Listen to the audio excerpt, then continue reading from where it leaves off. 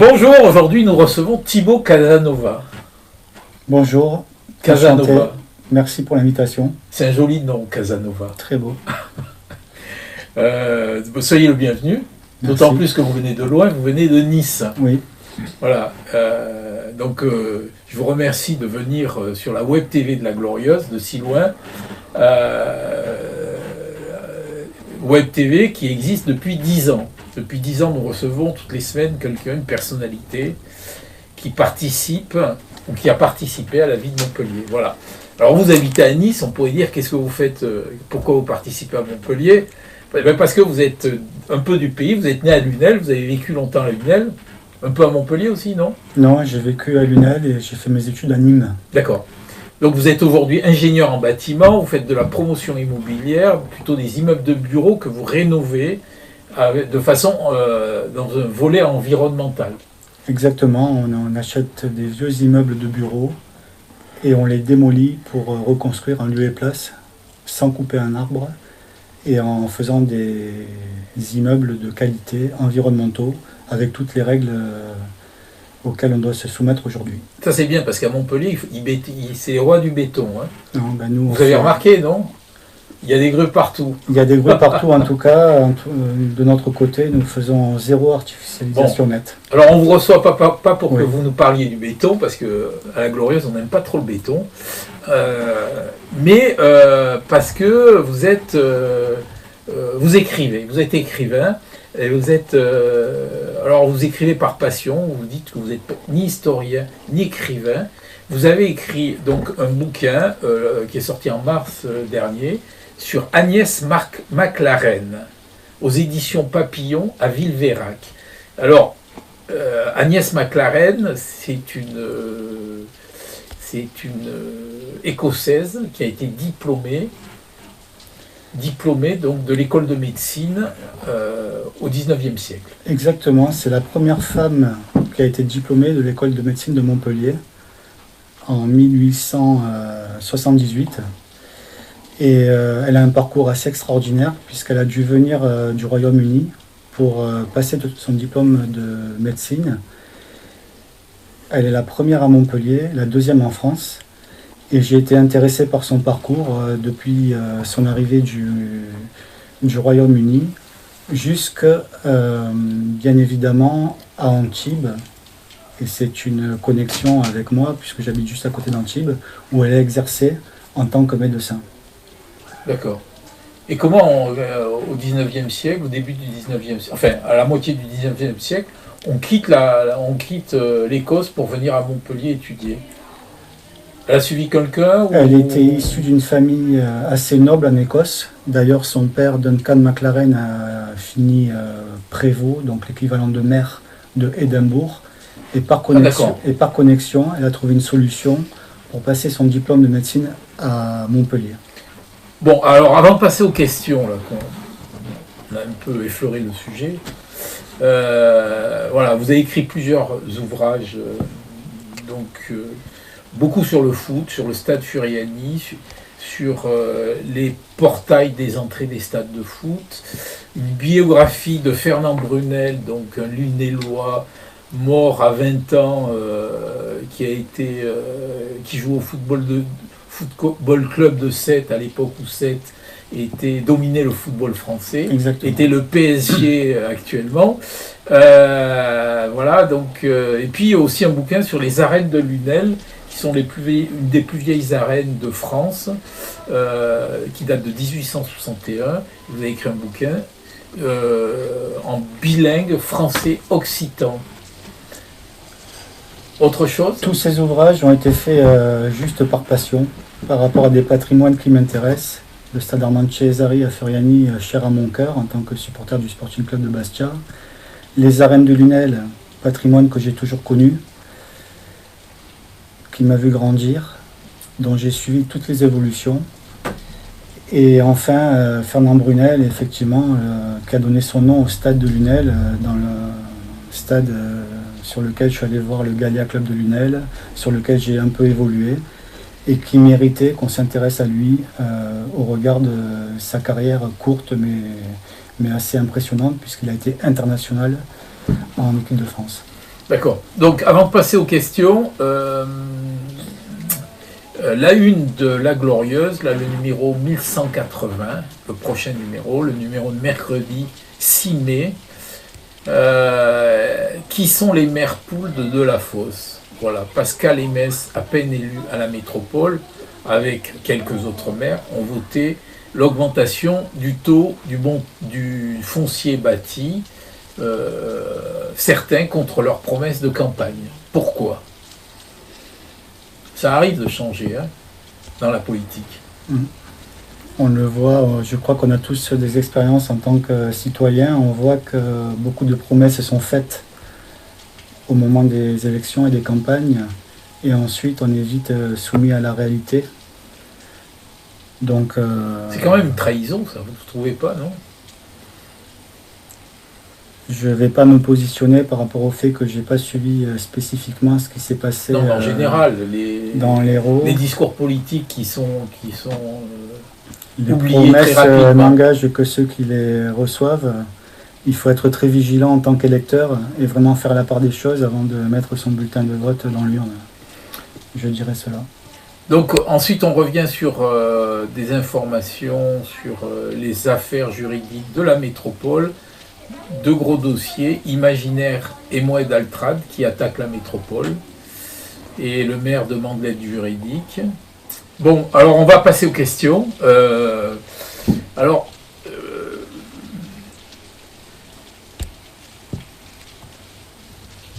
Vous êtes habitué à travailler sur le patrimoine du Sud. Qu'est-ce qui vous a attiré dans cette histoire locale d'Agnès MacLaren ? J'ai visité la faculté de médecine de Montpellier il y a quelque temps. Et outre bien sûr l'architecture magnifique du lieu et l'histoire qui en ressort, j'ai découvert deux choses très intéressantes qui m'ont interpellé. La première, c'est qu'effectivement j'ai vu le portrait d'Agnès MacLaren, pas forcément mis en évidence d'ailleurs, mais qui indiquait qu'elle était donc la première femme médecin diplômée de Montpellier et qu'elle était écossaise. Et j'adore l'Écosse pour la culture, l'histoire, l'identité de ce peuple. Et le deuxième élément, c'est que j'ai vu sur la grande plaque à l'entrée de la faculté qu'il y avait le nom de tous les premiers maîtres de la faculté indiqué. Et le premier maître est un nommé Samuel Benthibon de Lunel. Et ça m'a interpellé, et pour moi ça a été deux connexions qui m'ont donné envie de faire de plus grandes recherches sur le parcours d'Agnès MacLaren. Et en fait, en faisant des recherches assez rapidement, j'ai appris qu'après son diplôme, elle avait exercé en tant que médecin à Cannes et Antibes, donc à proximité immédiate d'où j'habite et où je travaille, et qu'elle était enterrée à Antibes. Je me suis dit, au travers de ces trois connexions, que j'avais envie de faire des recherches et de retracer son parcours et son évolution entre sa naissance, 1837, et sa mort à Antibes en 1913. Et pourquoi cette femme a-t-elle eu un parcours exceptionnel ?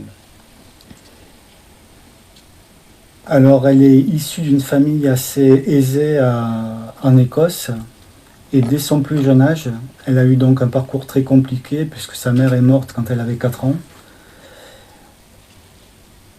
Elle a des frères et des sœurs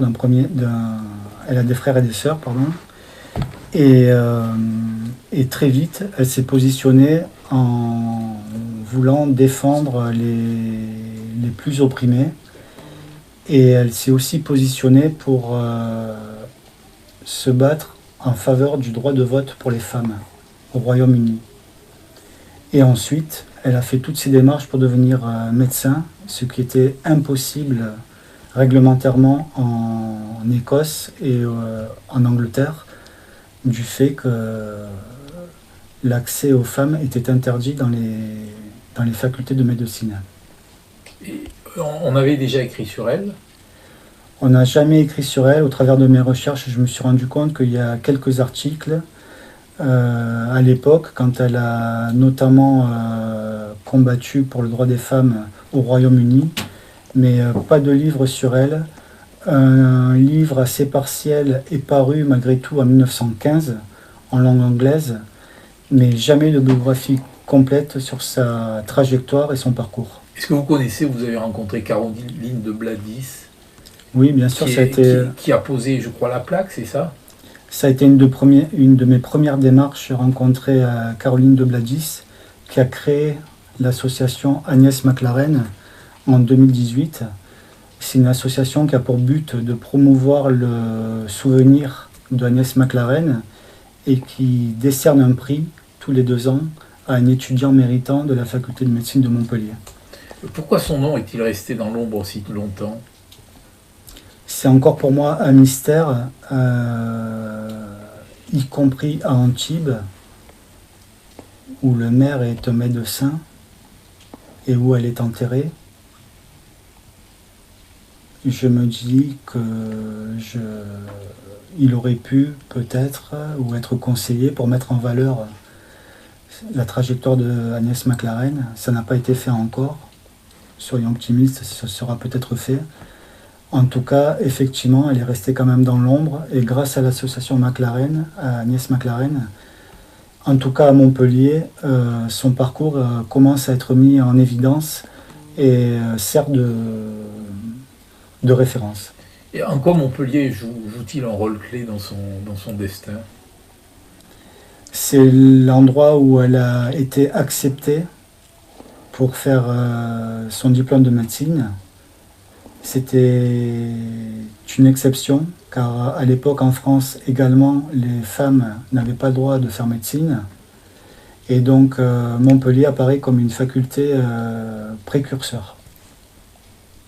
D'accord, c'était une tolérance qui était... C'était une tolérance, c'était le début de l'émancipation et ça a ouvert la voie à beaucoup d'autres femmes. À Paris, c'était pas possible, par exemple. À Paris, il y en avait une juste avant, Madeleine Bress, qui a été diplômée, mais c'était aussi une exception. On était encore dans le cas par cas et pas dans la généralité. Qu'est-ce qui vous a le plus surpris dans son parcours? Bien évidemment, son abnégation à arriver à ses fins. Et en parallèle de son parcours, on va dire,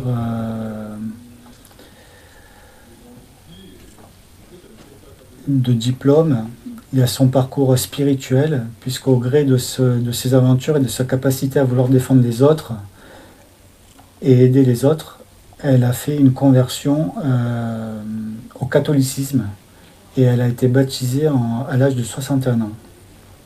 D'accord. Est-ce qu'il y a des zones d'ombre dans sa vie, des périodes ou des épisodes sur lesquels les archives restent silencieuses?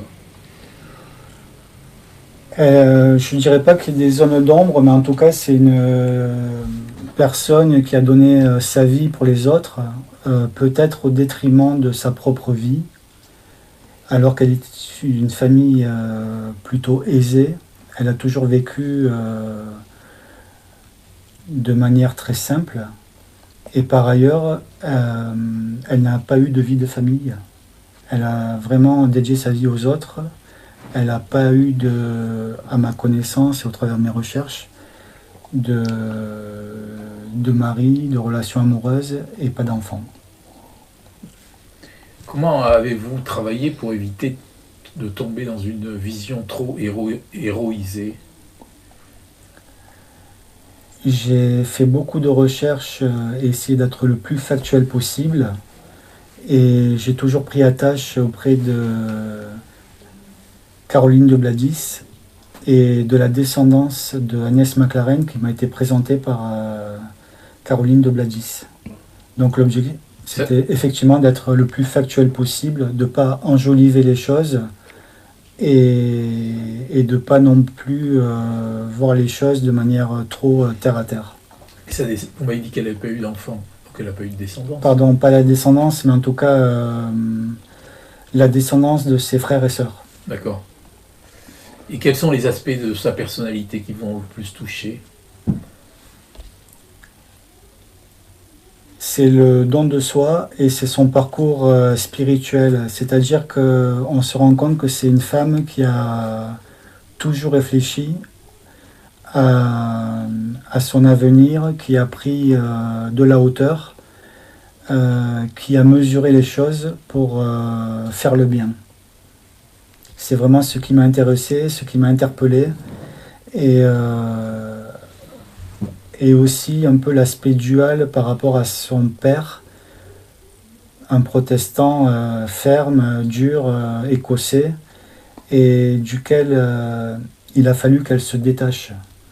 Et en fait, on se rend compte que ça a été un cheminement très long, très éprouvant, comme en témoigne son baptême à l'âge de 61 ans, en fait. Vous parlez de son émancipation, un peu? Oui.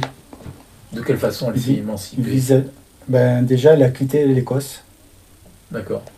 Elle a voulu voler de ses propres ailes. D'abord. Et comment faisait-on en 1850, lorsqu'on quittait l'Écosse, qu'on s'installait à Montpellier pour étudier? Alors, effectivement, elle a été aidée financièrement par son père, qui avait quand même une ouverture d'esprit qui lui a permis de laisser sa fille partir. Et ici, en France, elle a été accueillie par les sœurs franciscaines à Montpellier. Et donc, voilà, elle a trouvé sa voie vis-à-vis de ces gens-là. D'accord. Alors ensuite, il y a eu son engagement en Inde pendant combien de temps? À la fin de sa vie, une dizaine d'années. Son dernier grand projet, elle a... Pendant 5 ans à peu près? Ouais, un peu plus. Oui. Elle a décidé...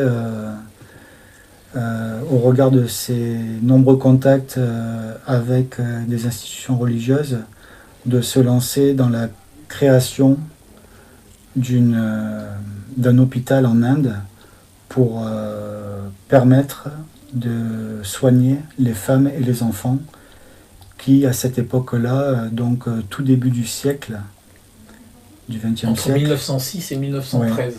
Ouais. Ne pouvaient pas être soignés pour des questions en fait religieuses et par rapport au fait qu'y compris en Inde, il n'y avait pas du tout de médecins femmes qui pouvaient intervenir. Donc elle s'est lancée dans cette aventure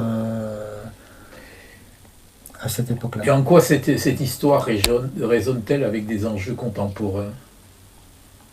Je pense qu'elle a ouvert la voie à un certain nombre de grands principes. Et elle a permis à de nombreuses femmes de l'époque de se lancer dans des études de médecine. Et au regard de son trajet, de sa trajectoire, l'Écosse, l'Angleterre, elle s'est aussi battue pour le droit de vote en Angleterre, la France, les relations très nombreuses avec Rome et le Vatican, l'Inde, à une époque où les voyages n'étaient pas aisés, on se rend compte que rien n'est impossible à qui a de la volonté. Et de mon point de vue, elle a démontré cela. Et comment s'est déroulée votre enquête pour ce livre? Alors, beaucoup d'échanges avec Caroline de Bladis, qui m'a ouvert de nombreuses voies et de nombreux contacts. Et puis après, de nombreux échanges avec des archives aux États-Unis et en Angleterre et en Écosse. Pourquoi aux États-Unis? Parce qu'en fait, elle est très connue aux États-Unis par rapport au fait qu'elle a été une des premières femmes médecins en France et donc en Europe, et par rapport à toutes ses démarches vis-à-vis de ses actions en Inde. Est-ce que vous avez eu des archives inédites ou difficiles à obtenir? Je crois pas. Je crois que j'ai réussi à obtenir des archives qui étaient bien classées, bien documentées. Et peut-être par contre que j'ai été un des premiers à les solliciter, oui. Combien de temps vous a demandé ce travail de recherche et d'écriture? Quelques années. C'est-à-dire le travail de recherche, ça a pris combien de temps? Le travail de recherche, 2 ans. Et d'écriture? 1 an. D'accord. Et comment trouvez-vous l'équilibre entre rigueur historique et narration vivante? J'ai essayé d'être factuel, le plus factuel possible par rapport à toutes les archives que j'ai retrouvées. Et après, je me suis permis d'interpréter un petit peu et de romancer, notamment un aspect sur le fait qu'elle soit allée à Lunel sur les traces du premier maître de l'école de la faculté de médecine de Montpellier, pardon, Samuel Benchibon. Ça, je ne l'ai retrouvé nulle part, mais je me suis dit que possiblement elle était allée à Lunel visiter les lieux de vie du premier maître de la faculté de médecine de Montpellier. Est-ce que vous avez hésité sur la forme à donner à votre récit, une biographie classique ou alors un récit un peu plus romancé? Non, par rapport à ce qu'on vient de se dire, je me suis dit qu'une biographie romancée était beaucoup plus pertinente et justifiée par rapport au fait qu'on parle d'une période très ancienne et que malgré tout, la recherche documentaire a ses limites. Et qu'est-ce que votre entourage a pensé de cette obsession pour une Écossaise du 19e siècle?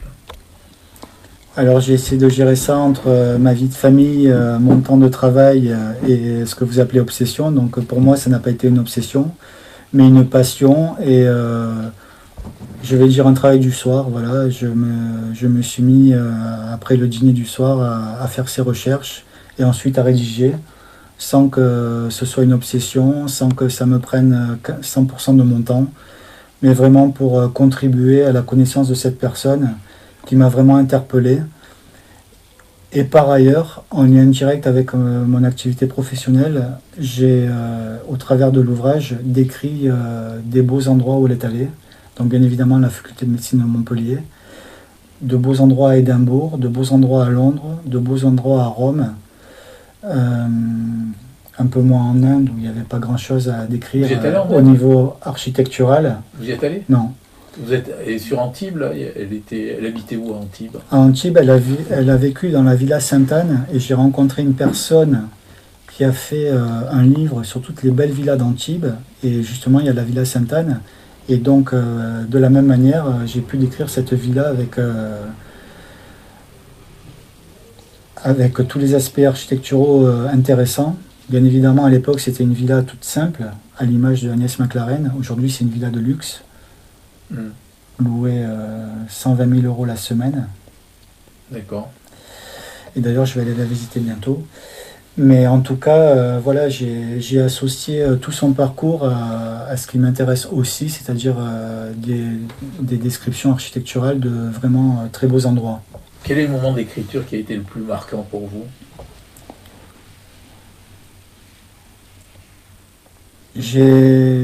En fait, c'est l'élément et le temps le plus romancé. Donc, quand j'ai fait en sorte de décrire sa visite à Lunel, dans les rues de Lunel, vers la vieille synagogue où habitait Samuel Benchibon, et j'ai imaginé qu'elle allait aussi à la découverte du centre-ville où il existait déjà, bien évidemment, l'église, mais aussi les arènes qui ont été construites en 1861. Voilà, donc c'est un élément d'écriture important pour moi. Qu'est-ce que vous souhaitez transmettre au travers de cet ouvrage? Je souhaite transmettre un amour de l'architecture et du patrimoine, premièrement, et puis aussi diffuser la trajectoire d'une personne qui ne s'est mis aucune barrière vis-à-vis de grosses contraintes qu'elle avait à l'époque. Donc l'émancipation de la femme, le fait de dire qu'elle a passé un diplôme alors qu'il était interdit pour elle de le passer à l'époque, et le fait de se dire qu'elle a voyagé jusqu'en Inde plusieurs fois, jusqu'à Rome une bonne dizaine de fois. Elle a fait plusieurs allers-retours entre la France et l'Inde. Oui. Et pareil avec Rome, où elle avait de nombreuses relations avec le Vatican pour l'aider justement à créer cet hôpital en Inde. Et donc voilà, c'est en même temps beaucoup d'humilité et en même temps se dire que rien n'est impossible. Est-ce que vous diriez que c'est un livre engagé pour la cause féminine? Je ne dirais pas ça parce que je veux aussi rester à ma place et j'ai pas de vocation à défendre la cause féminine ou le féminisme, mais en tout cas, c'est juste, en toute humilité, vouloir relater une trajectoire que je trouve exceptionnelle. Est-ce que vous avez un prochain personnage oublié que vous avez envie de ressusciter? Non, parce que on en a parlé un peu au début, tous les travaux que j'ai réalisés, je les ai faits par passion. Et aujourd'hui, à moins que je tombe sur La passion, elle sur est un où, là? personnage qui m'interpelle particulièrement, j'ai pas de projet particulier sur une personne. J'ai par contre l'ambition de ressortir le livre que vous avez évoqué tout à l'heure sur le stade Armand Cesari, faire une version enrichie, parce que c'est un stade qui est cher à mon cœur, un stade à nul autre pareil. Et il se passe en permanence beaucoup de choses dans ce stade. Et l'ouvrage étant sorti en 2013, on est déjà en 2026, 13 ans, il y a beaucoup de choses encore à raconter. Ok, mais je vous remercie pour cet entretien Merci à vous. et bon retour à Antibes. Merci. Merci à vous. Merci.